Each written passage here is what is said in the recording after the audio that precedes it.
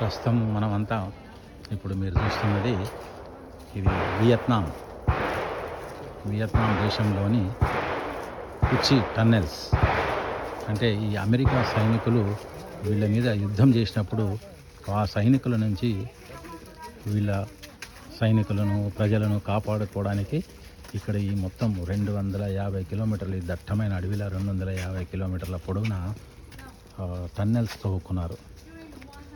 అయితే ఆ టన్నెల్స్ ఎంత పెద్దగా ఉన్నాయి అని అంటే 250 కిలోమీటర్ల పొడవు, అదేవిధంగా వెడల్పు ఎంత ఉన్నాయంటే ఇందులోనే వీళ్ళు మొత్తం సంసారం చేసేవాళ్ళు, వంటలు వండేవాళ్ళు, కిచెన్లు ఉన్నాయి, యుద్ధ సామాగ్రి ఇవ్వడానికి యుద్ధ కర్మాగారాలు ఉన్నాయి, తర్వాత యుద్ధ సామాగ్రి వెతకడానికి గోడౌన్లు పెట్టుకున్నారు, తర్వాత ఇది వాళ్ళు దాక్కోవడానికి అందులో ఇదొక భాగం.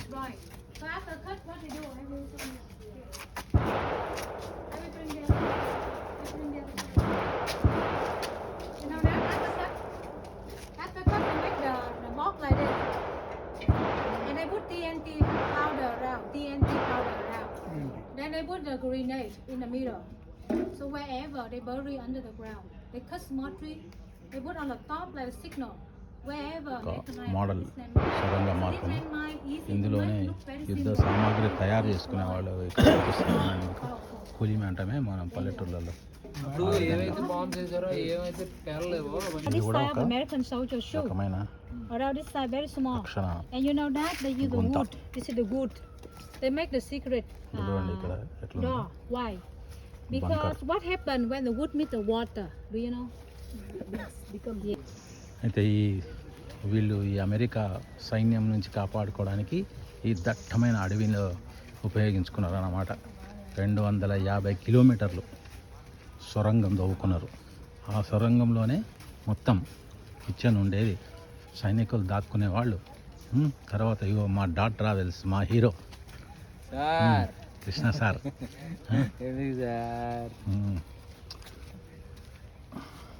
మీరు పాటలు బాగా పాడతారు సార్. థ్యాంక్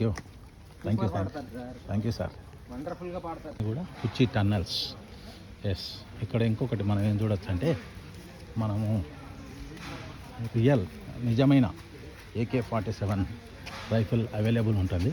ఇక్కడ మనం బుల్లెట్స్ కొనుక్కొని వాటితో మనం అంటే రియల్గా అనుభూతి చెందవచ్చు వాటిని కాల్చి. ఇక ఆ తర్వాత ఇవన్నీ వీళ్ళు డెవలప్ చేసుకున్నారు వియత్నాం వాళ్ళు. వాళ్ళు గెరిల్లా యుద్ధాలు చేశారు. కానీ యుద్ధం జరిగిన తర్వాత వీళ్ళు చాలా కష్టపడి ఒక కసిగా నిజంగా ఎంత స్టేజ్కి వచ్చారంటే ఇప్పుడు ఇక్కడ అమెరికాను కూడా వీళ్ళు అన్ని అమెరికన్ కంపెనీలు ఇక్కడ మొత్తం కంపెనీలు మొత్తం పెట్టి ప్రొడక్షన్ అంతా ఇక్కడే. ఈవెన్ ల్యాప్టాప్లు కానీ, ఎలక్ట్రానిక్ గుడ్స్, ల్యాప్టాప్లు కానీ, ఐఫోన్లు కానీ ఇక్కడ మ్యానుఫ్యాక్చరింగ్ చేస్తున్నారు. అంతా ఎదిగారు వీళ్ళు మొత్తం. ఇది ఈ కుచి టన్నెల్స్ యొక్క మొత్తము హిస్టరీ.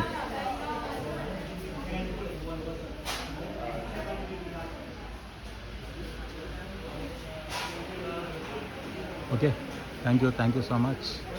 అంటే ఇక్కడ ఒక అనుభూతిని పొందవచ్చు. AK-47 రైఫిల్ ఉంటుంది కదా, దాన్ని 10 బుల్లెట్స్ అయితే ఒక్క పర్సన్ కంపల్సరీ ఒక 10 బుల్లెట్లు కొనుక్కోవాలంట.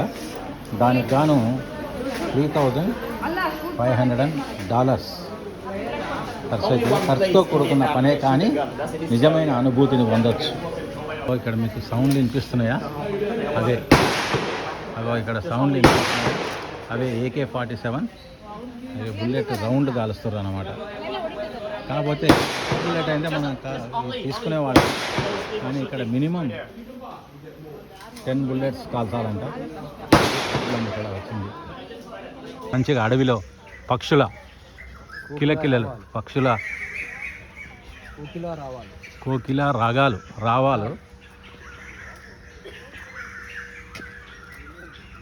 Group have 3 people work together. One person inside. They use the freshman bomb. Tunnel తవ్వుకునే విధానం ఇది. ఈ విధంగా తవ్వుకునే వాళ్ళు. ఈ అడవిలో సాయంత్రం అయింది. ఇప్పుడు మేము ఇక్కడ మన దాంట్లో 4 అయింది, కానీ ఇక్కడ 5:30 అవుతుంది. కాబట్టి పక్షులన్నీ కూడా తమ గూటికి చేరుకున్నాయి. అట్లాగే చూడండి వాళ్ళ కిలకిల రావాలు ఎట్లా ఎంత మంచిగా రకరకాల పక్షులు కిలకిల రావాలు చేస్తున్నాయి. అదో వినిపిస్తున్నాయా మీకు? అక్కడ సౌండ్లు వినిపించేదేమో AK-47, రియల్ AK-47 అన్నమాట. దాన్ని మనం అనుభూతి చెందొచ్చు. కానీ ఏంటంటే ఒక బుల్లెట్ కాల్చడానికి లేదు. ఒక బుల్లెట్కి వచ్చి $30, $35. కానీ మినిమం 10 బుల్లెట్స్ కాల్చాలి. అందుకని అదే ఒకటే ప్రాబ్లం. ఓకే, పక్షుల రాగాలేనండి. ఇది ఒక bunker. So this area had a mud, MUD. ఇప్పుడు అవన్నీ కూడా వాళ్ళు తయారు So చేసుకుని when gorilla took ఆ a walk, రోజున there were సైనికులు many తయారు footprints onto చేసుకున్నారు. the ground. So gorilla, ఆ no more కాలనాటి evidence, no more చెప్పులు feet. We take a వాళ్ళ walk in సైనికులు. direction.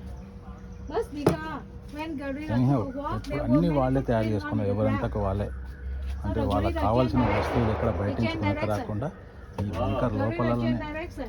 బంకర్లు అనేది ఒకటే కాదు, 3 లేయర్లలో ఫస్ట్ లేయర్ మీద అటాక్ అయింది అనుకోండి, అక్కడ కొంతమంది సైనికులు చనిపోయినా మళ్ళీ సెకండ్ లేయర్, థర్డ్ లేయర్లు ఉండేవాళ్ళు.